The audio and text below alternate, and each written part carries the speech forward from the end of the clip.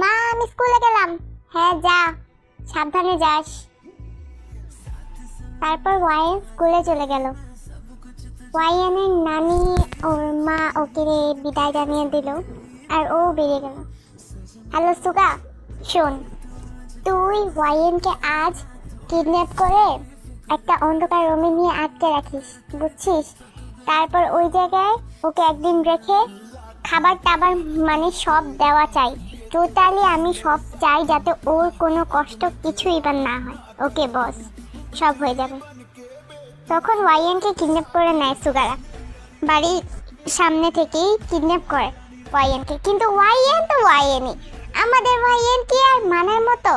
ও সেই জায়গায় গিয়ে পাগলামি শুরু করে দেয়, খাবে না, এটা না ওটা না।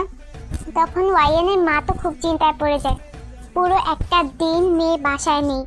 ওনার চিন্তায় মাথায় ঘাম পায়ে ফেলে উনি পুলিশেও ইনফর্ম করছে, কিন্তু কোথাও ওয়াইএনকে খুঁজে পাচ্ছে না।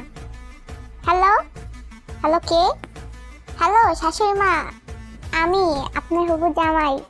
কেন চিনতে পারছেন না? ওয়াইএন কোথায় খুঁজছেন তাই না? ওয়াইএনকে পেয়ে যাবেন কাল সকালে।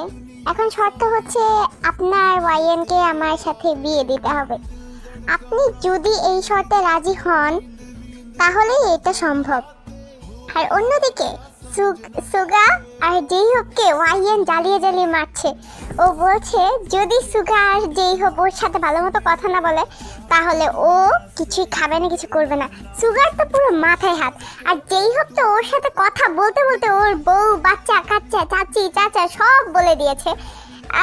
যাই হোক, আমাদের ঢালাবিলাই এতটা ভালো না। ও পুরো একদম কি বলবো, মানে ওর নাজেহাল অবস্থা হয়ে গেছে। আর যেই হোক তোরে চেতাইতাছি। আর এই অন্যদিকে এই দুইটার খুনসুটি দেখে আমাদের ওয়াইএনও কিন্তু মুচকি মুচকি হাসছে আর ওদেরও খেপাচ্ছে। তখন যিশু জিমিনকে বলে যে সমস্যা নেই, আচ্ছা বাবা জীবন, ও তোমাদের বলে রাখি এই জায়গায় কিন্তু জিমিনকে জিমিন না জীবন বলা হবে। বাবা জীবন, তুমি আমার মেয়েকে ফিরিয়ে দাও, সমস্যা নেই, আমি তোমার বিয়েতে রাজি হব। তখন জিমিন বলে, ও শাশুড়ি মা ধন্যবাদ।